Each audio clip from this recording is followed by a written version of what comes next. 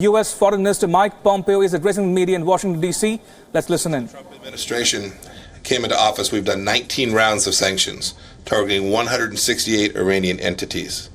Today's sanctions will accelerate the rapid decline of international economic activity in Iran since the implementation of our strategy in May. Since that time, since back in May, over 100 companies have withdrawn from Iran or canceled plans to do business there. It should be noted that if a company evades our sanctions regime and secretly continues sanctionable commerce in the Islamic Republic, the United States will levy severe, swift penalties on it, including potential sanctions. I promise you that doing business with Iran in defiance of our sanctions will ultimately be a much more painful business decision than pulling out of Iran and it being connected to Iran entirely. More than 20 importing nations have zeroed out their imports of crude oil already, taking more than 1 million barrels of crude per day off the market. The regime to date, since May, has lost over $2.5 billion in oil revenue. We have decided to issue temporary allotments to a handful of countries, responsive both to the specific circumstances and to ensure a well-supplied oil market. The U.S. will be granting these exemptions to China, India, Italy, Greece, Japan, South Korea, Taiwan, and Turkey. Each of those countries has already demonstrated significant reductions of the purchase of Iranian crude over the past 6 months, and indeed 2 of those 8 have already completely ended imports of Iranian crude and will not resume as long as the sanctions regime remains in place. We continue negotiations to get all of the nations to zero. Additionally, today, 100% of the revenue Iran receives from the sale of oil will be held in foreign accounts. Iran can only use this money for humanitarian trade or bilateral non-sanctioned goods. Speaking of Iran's nuclear program, we have decided to grant narrow and temporary waivers that permit the continuation of 3 non-proliferation projects currently underway. Allowing these activities to continue for the time being will improve ongoing oversight of Iran's civil nuclear program and make these facilities less susceptible to illicit and illegal nuclear uses. Rest assured, Iran will never come close to getting a nuclear weapon on President Trump's watch. I will now turn it over to Secretary Mnuchin. Thank you. Today, the United States is executing on the final actions to withdraw on the Obama administration's fatally flawed Iran deal. This morning, we will fully impose sanctions on the Iranian regime. This is part of a maximum unprecedented economic pressure campaign the United States is waging against the world's largest state sponsor of terror. Today, we sanctioned more than 700 individuals, entities, aircraft, and vessels as part of Treasury's largest ever single-day action targeting Iran. Over 300 of those sanctions are new targets.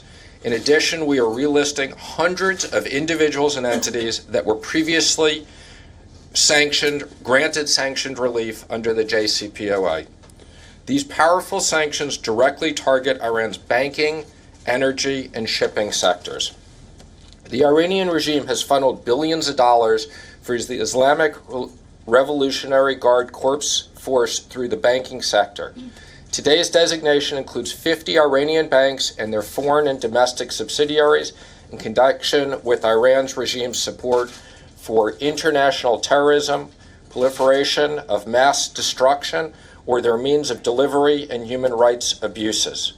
Our actions include the identification of more than 400 targets, including over 200 persons and vessels in Iran's shipping and energy sector, Iran Air, the national airline of Iran, and more than 65 aircraft, the placement of nearly 250 persons in associated block properties on the specially designated nationals list, the Atomic Energy Organization of Iran.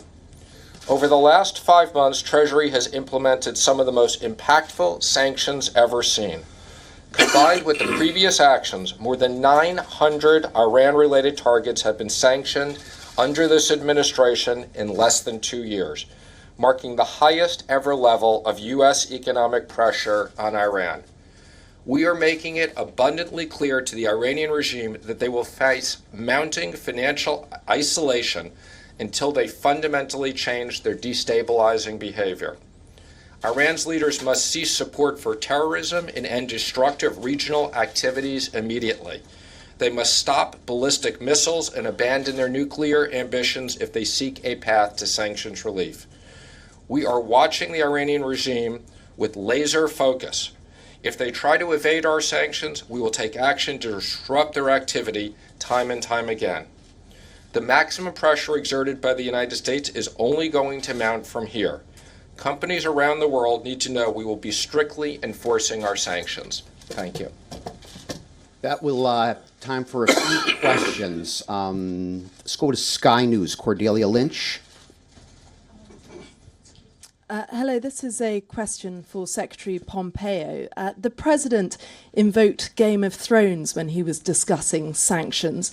Do you think that was appropriate?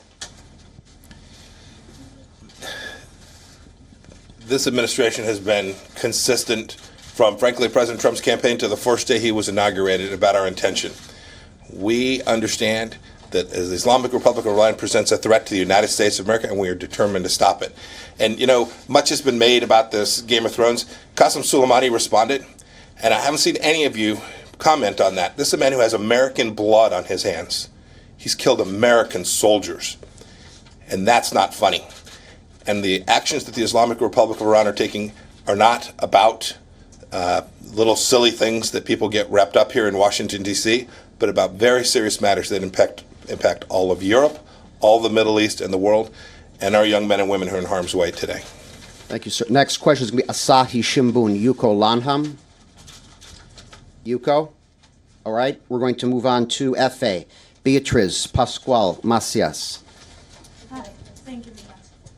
Thank you very much. I was wondering, what would you say to the European countries that were expecting to be in this list of countries that are not going to suffer the sanctions? And what kind of relation have you have with them? What are the conversations regarding this topic? Thank you. You want to talk about that on the financial side, Stephen? Well, I don't think we've ever said that it relates to the European countries that they'll be exempt. I think quite the contrary. We've said that we expect them to honor the sanctions. Having said that, there are certain transactions that they can continue to do, whether they're humanitarian transactions or specific trade in the restricted accounts. And again, let me just emphasize, as I said last week, we will make sure that humanitarian transactions are really going for those purposes. So this is not about hurting the people of Iran, but we will not let money be diverted to humanitarian purposes and then put for terrorist activities. And just to follow up, with respect to the relationship, we've been very candid, clear with all of the European countries. There are more than 3, we should note. Many of them are fully supportive of what it is that we are undertaking. They have taken a different approach with respect to the JCPOA, but it is also something that the whole world should know. European businesses have already made their decisions. They've decided not to do business with the Islamic Republic of Iran, and so we're very confident that the sanctions regime that we're putting in place will be effective. Al Jazeera English, James Bays. James Bays from Al Jazeera English. You talk about the destabilizing behavior of Iran in the region. How does that differ from the behavior of Saudi Arabia? So let me just go through the list. Underwriting Lebanese Hezbollah that presents a threat to the United States of America and to Israel. Underwriting the Houthis in Yemen, causing an enormous conflict to take place there in that country. The efforts in Iraq to undermine the Iraqi government, funding Shia militias that are not in the best interest of the Iraqi people. Their efforts in Syria. The list goes on. The difference in behavior between those two countries is remarkable. Since we've taken office, the Kingdom of Saudi Arabia has been very supportive of our efforts on counterterrorism. They've assisted us. I know Secretary Mnuchin has worked with them on a couple of projects as well. It is completely clear the Islamic Republic of Iran is the destabilizing force in the Middle East today. Do you want to add to that? No, I think well said. Last question. Let's go to TASS, Dmitry Kirsanov. Thank you. Gentlemen, thanks a lot for coming over to brief us. For Secretary Pompeo, sir, you mentioned that 3 waivers has been issued for the civilian nuclear energy project. Could you clarify what those are? And Bushehr nuclear power plant, will it be the one under the waiver? Thank you. Thank you. That's a great question. It's a pretty complicated area, the non-proliferation issue. There are three. Bashir is one of the three.